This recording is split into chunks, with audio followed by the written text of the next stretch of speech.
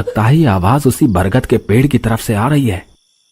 अरे निर्मला, जल्दी उठो, देखो ना, आज फिर से वही रोने की आवाज आ रही है।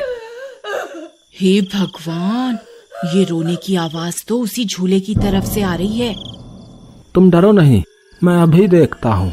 फिर घसीटा खिड़की की तरफ जाता है तो उसकी आंखें फटी की फटी रह जाती हैं। उसे झूले पर एक औरत दिखाई देती है। उसने सफेद रंग की साड़ी पहनी होती है और रो रही होती है। अरे निर्मला, जल्दी यहाँ आओ, देखो झूले पर कोई बैठा हुआ है। अजी, ये वही चुड़ैल तो नहीं जिसने इस झूले पर अपना कब्जा कर रखा है? तुम्हारा दिमाग खराब तो नहीं हो गया? वो सिर्फ एक औरत है। अजी, भला रात के 2 बजे कौन पेड़ के नीचे झूला झूलता है? अब तुम रुको, मैं अभी बाहर जाकर देखता हूँ। अरे रुको रुको, तुम्हारा दिमाग खराब तो नहीं हो गया जो खुद मौत के मुंह में मरने के लिए जाना चाहते हो? मैं आपको कहीं नहीं जाने दूंगी। तभी वह चुड़ैल अचानक से गायब हो जाती है। ये सब देखकर वे दोनों डर जाते हैं। अरे मर गए रे, ये तो गायब हो गई। मैंने आपसे कहा था न जी, ये कोई आम औरत नहीं है। तुम सही कहती हो निर्मला, इस झूले में जरूर कोई गड़बड़ है, तभी कोई गांव वाला इसके आसपास जाने में भी डरता है। अजी, आज तक तो हमने इस झूले के बारे में सिर्फ अफवाहें ही सुनी थी, आज तो अपनी आंखों से देख लिया। मैं अब इस घर में और नहीं रहने वाली। फिर अगले दिन निर्मला का भाई अपनी पत्नी के साथ शहर से उसके घर आता है। अरे निर्मला बहन, तुम कहाँ हो? अरे भाई, तुम आज तुम्हें अपनी बहन की याद कैसे आ गई? बस ऐसे ही, बहुत दिन हो गए थे तो मैंने सोचा अपनी प्यारी बहन से मिल लूं आज। फिर वे लोग पूरा दिन हंसी मजाक करके बिता देते हैं और फिर रात होने पर, बबलू भाई, तुम नीलू के साथ इस कमरे में सो जाओ, हम साथ वाले कमरे में सो जाते हैं। और हाँ, तुम्हें किसी चीज की जरूरत हो तो मुझे बता देना। फिर इतना बोलकर निर्मला अपने कमरे में सोने के लिए चली जाती है। फिर कुछ देर के बाद नीलू की नजर खिड़की के बाहर उस झूले पर पड़ती है। अजी, इधर आइए, वो देखिए, वो पेड़ के नीचे एक झूला लगा हुआ है। हमारे शहर में तो ऐसा कहीं देखने को नहीं मिलता।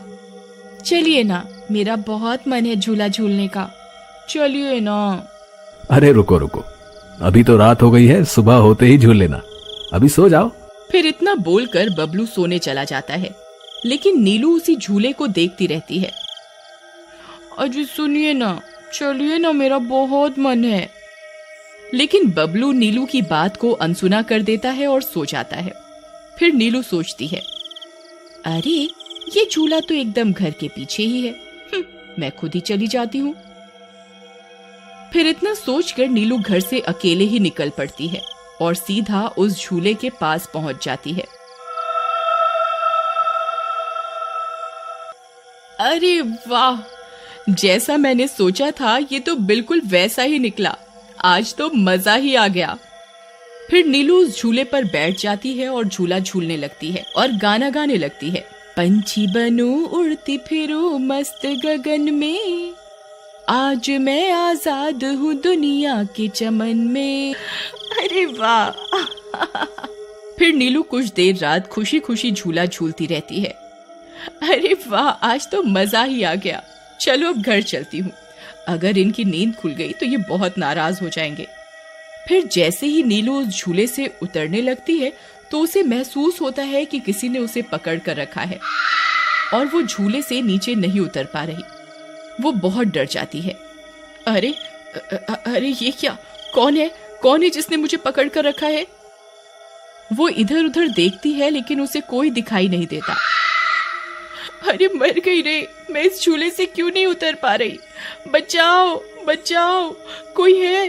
अजी सुनते हो, मेरी मदद करो। तभी नीलू की आवाज सुनकर बबलू की नींद खुल जाती है। निर्मला और घसीटा भी उठ जाते हैं और भागते हुए बबलू के पास आते हैं। अरे बबलू, ये तो नीलू की आवाज थी ना, वो कहाँ है?